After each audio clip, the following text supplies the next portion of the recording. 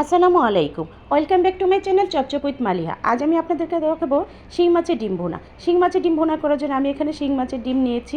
চলে যাচ্ছি রান্নার উদ্দেশ্যে।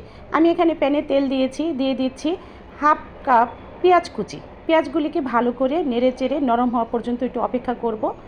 পেঁয়াজগুলি নরম হয়ে গেছে, এবার দিয়ে দিচ্ছি হাফ টিস্পুন আদা রসুনের পেস্ট, অ্যাড করলাম হাফ টিস্পুন হলুদের গুঁড়া, দিয়ে দিচ্ছি লাল মরিচের গুঁড়া হাফ টিস্পুন এবং ধনিয়া গুঁড়া হাফ টিস্পুন, পরিমাণ মতো লবণ দিয়ে মশলাটাকে ভালো করে নেড়েচেড়ে কষিয়ে নিচ্ছি।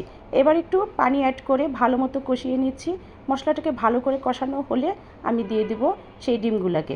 মশলা কষানো হয়ে গেছে, এবার দিয়ে দিচ্ছি ধুয়ে রাখা আমার শিং মাছের ডিমগুলোকে।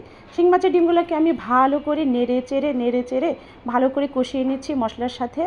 এবং আমি সামান্য একটু পানি দিয়ে দিব। এখন সামান্য একটু পানি দিয়ে দিচ্ছি এগুলোকে ভালো একটু মতো সিদ্ধ হওয়ার জন্য।